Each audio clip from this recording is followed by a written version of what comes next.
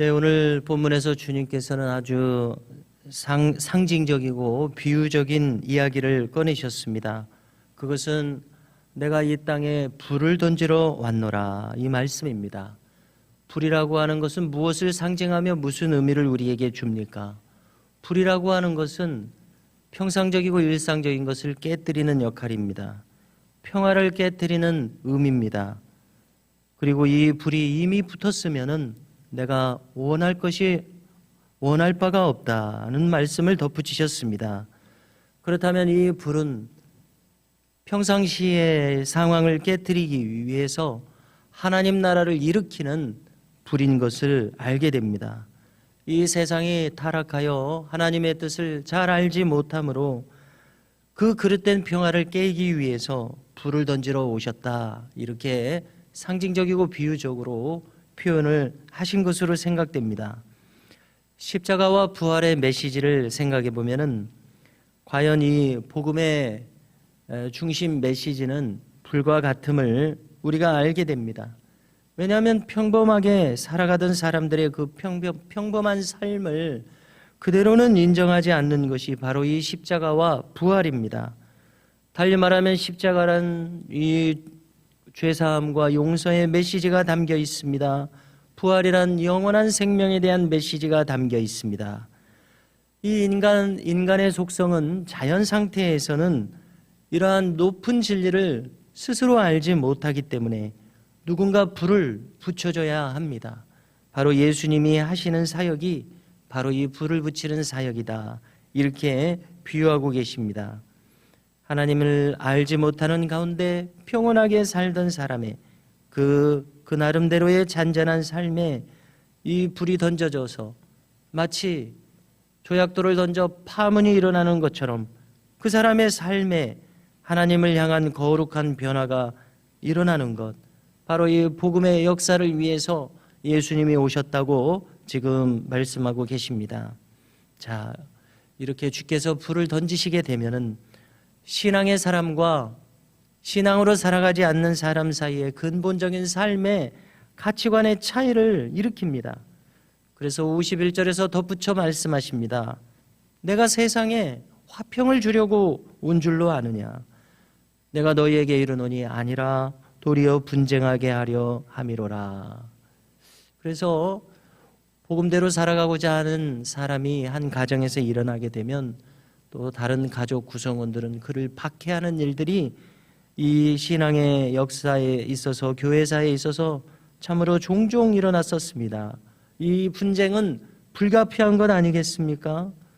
주의 나라에 바깥에서 살던 사람들로 하여금 주의 나라 안으로 들어오라는 이 메시지이기에 이것에 대해서 알지 못하는 입장에서 또 그래서 이것에 대해서 거절하는 사람들이 생길 수밖에 없는 것 아니겠습니까?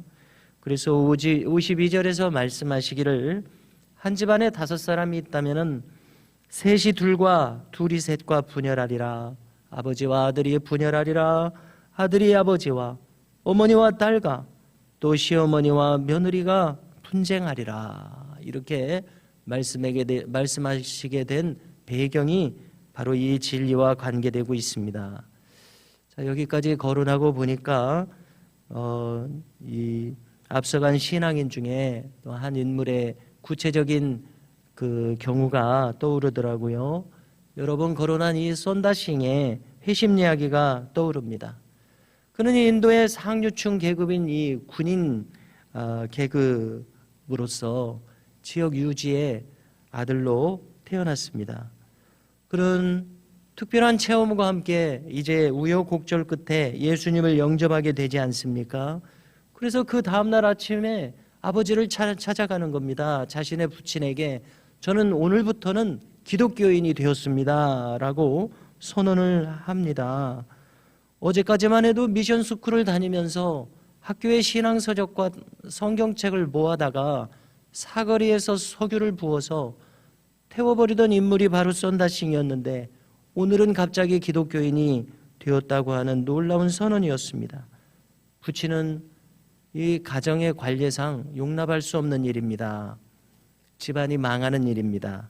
이 힌두교도 가문이었기 때문에 집안이 망하는 길입니다. 그래서 호적에서 너를 빼내버리겠다. 너를 쫓아낼 수밖에 없다. 갖은 회유와 압박을 가하지만 한번 예수님께 마음을 드린 사람의 마음이 변할 수가 있겠습니까? 그래서 선다싱 이 귀한 아들의 마음을 돌이킬 수 없는 것을 알고 아버지는 극단적인 조치를 취하게 됩니다. 그래, 그렇다면 이제 할 수 없다. 너를 내쫓을 수밖에 없다. 밥이나 한 끼 먹고 가거라 했을 때에 참으로 무서운 일은 이 아들이 그대로 죽어버리라는 듯이 마지막 식사에 독국물을 넣었던 겁니다. 이러려면 차라리 죽어라. 이런 정도였던 겁니다. 이처럼 종교의 분쟁이라고 하는 것은 너무나도 무서운 것 아닙니까? 부모자식 사이의 단절과 파국까지 일으킵니다. 그러나 선다싱은 굴하지 않았었습니다. 도끼가 퍼진 몸으로 이제 학교에 알던 선교사님 댁에 가서 거기에서 이제 가까스로 그분들의 도움으로 생명을 건지고 인도의 사도 바울이라는 이러한 별칭을 얻으며 평생 복음을 전하는 인물이 선다싱이었습니다. 아마 그보다는 훨씬 더 이 경우가 가벼운 것이겠습니다마는 저도 비슷한 경험을 한 것 같습니다. 처음에 신학을 이제 하겠다고 부친께 말씀을 드렸더니 반응이 어떤 반응인가 하면은요, 아니 내 아들이 신학을 한단 말이냐 라며 이 거부 반응을 보이셨습니다. 나중에는 수용을 하셨는데요, 이렇게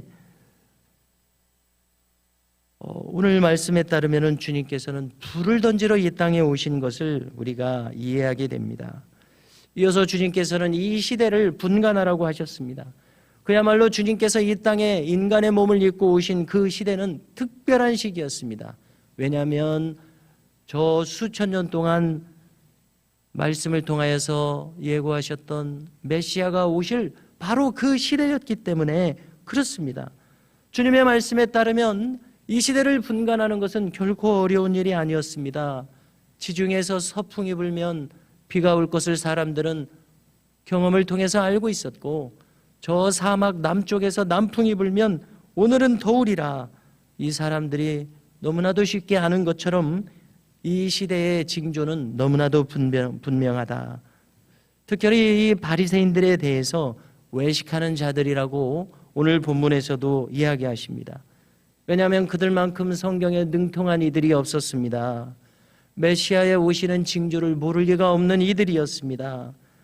그것을 가장 잘 아는 이들이 정작 예수님의 메시아로서의 차고 넘치는 표적이 이미 수도 없이 주어졌음에도 불구하고 확실한 표적을 보이라며 대적했습니다. 기왕 있었던 표적들도 인정하고 싶지 않았던 이렇게 강팍한 마음이었던 것입니다. 참으로 이율배반적인 것은 성경을 가장 잘 알고 있으면서도 정작 성경이 가리키는 역사가 일어났을 때는 그것을 부인하는 이러한 행태였습니다. 이렇게 된 것은 그들의 마음에 뭔가 걸림돌이 이미 생겼기 때문 아닙니까? 이 세상의 기득권자가 되어버렸기 때문이라고 밖에 달리 해석할 길이 없습니다. 참 신앙을 가지는 데 있어서 뭔가 장애물이 마음속에 있었던 것입니다. 그래서 주님의 말씀처럼 다시 한번 어린아이와 같이 아무런 장애가 없는 순수하고 단순하고 정직한 마음가짐이 절실히 필요하구나 다시 한번 절감하게 됩니다. 이 마음 속에 바른 동기가 있고 불순한 마음이 없으며 탐욕이 없다면 메시아를 보이는 그대로 메시아로서 얼마든지 영접할 수 있었을 것입니다. 참으로 우리에게도 필요한 것이 바로 이 순전한 마음과 바른 동기에서 오는 바른 신앙적인 분별력이다, 이렇게 생각합니다. 오늘 이 아침 이 말씀을 대하면서 우리에게도 이런 올바른 분별력이 있는 가운데 바른 신앙의 길로 나아갈 수 있기를 간절히 소망합니다.